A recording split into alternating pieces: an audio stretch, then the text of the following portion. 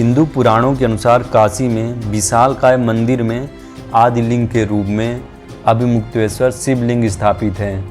इसका उल्लेख महाभारत और उपनिषद में भी किया गया है। ईसा पूर्व 11वीं सदी में राजा हरिश्चंद्र ने जिस विश्वनाथ मंदिर का जीर्णोद्धार करवाया था, उसका सम्राट विक्रमादित्य ने अपने कार्यकाल में पुनः जीर्णोद्धार करवाया था। शिव पुराण और लिंग पुराण में 12 ज्योतिर्लिंगों के बारे में उल्लेख मिलता है, जिसमें काशी का ज्योतिर्लिंग प्रमुख माना गया है। भगवान शिव के त्रिशूल की नोक पर बसी है शिव की नगरी काशी।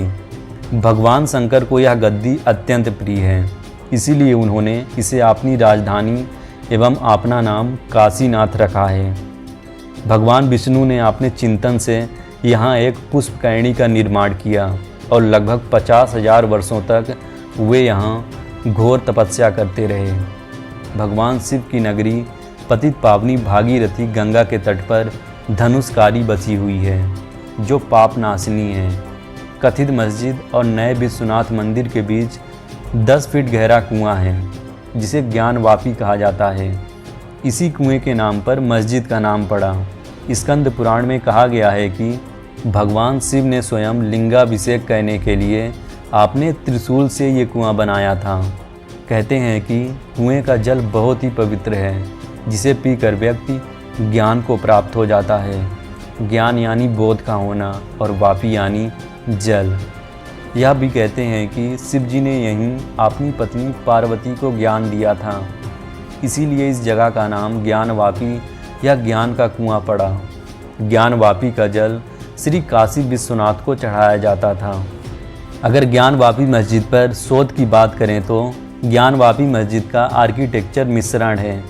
मस्जिद के गुंबद के नीचे मंदिर के स्ट्रक्चर जैसी दीवार नज़र आती हैं और मस्जिद के खंभे भी हिंदू मंदिर शैली में बने हुए हैं। 1991 में काशी विश्वनाथ मंदिर के पुरोहितों के वंशजों ने वाराणसी सिविल कोर्ट में याचिका दायर की। याचिका में कहा गया कि मूल मंदिर को 2050 साल पहले राजा विक्रमादित्य ने बनवाया था। 1659 में औरंगजेब ने इसे तोड़कर मस्जिद बनवाई। याचिका में कहा गया कि मस्जिद में मंदिरों के अवशेष का इस्तेमाल हुआ, इसलिए यह ज़मीन हिंदू समुदाय को वापस दी जाए।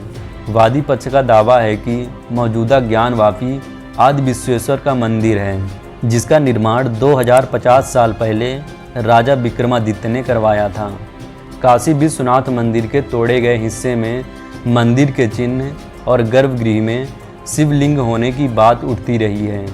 British library London, library of Congress, Washington J Paul Getty museum California इत्यादि में विदेशी फोटोग्राफरों द्वारा सन 1869 से 1910 के मध्य लिए गए ज्ञानवापी के अनेक चित्र संग्रहित हैं।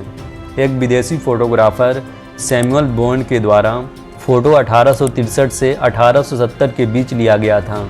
इसके कैप्शन में लिखा है ज्ञानवापी या ज्ञान का कुआं बनारस। तस्वीर में हनुमान जी की मूर्ति, घंटी एवं खंभों की नक्काशी दिखाई दे रही है। ज्ञानवापी को लेकर हिंदू पक्ष का दावा है कि ज्ञानवापी विवादित ढांचे की जमीन के नीचे 100 फीट ऊंचा आदि विश्वेश्वर का स्वयंभू ज्योतिर्लिंग है। विवादित ढांचे की दीवारों पर देवी देवताओं के चित्र हैं। हाल ही में मस्जिद के सर्वे में यह खुलासा हुआ कि तहखाने में एक शिवलिंग है। तहखाने में स्तंभ में मूर्तियां अंकित हैं। यहाँ कई मूर्तियां और कलश होने की बात कही जा रही है। ज्ञानवापी मस्जिद के दीवारों पर स्वास्तिक, त्रिशूल और ओम के चिन्ह पाए गए हैं। इसमें मगरमच्छ का शिल्प है। जहाँ नमाज पढ़ी जाती है वहाँ पर दीवारों में जगह जगह श्री ओम आदि लिखा हुआ है। स्तंभ अष्टकोण में बने हुए हैं, जो कि हिंदू मंदिरों में पाए जाते हैं।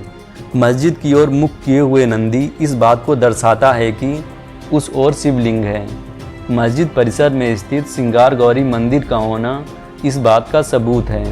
ज्ञानवापी मस्जिद का जो मुख्य गुंबद है, उसके नीचे भी एक गुंबद है। दोनों के बीच 6 से 7 फीट का गैप है। नीचे के गुंबद को गुंबद नहीं कहा जा सकता, क्योंकि वह शंकु आकार है। ऐसा हिंदू स्थापत्य शैली में ही बनता है। गुंबद में जो नीचे का भाग है वह मंदिर का मूल स्ट्रक्चर है।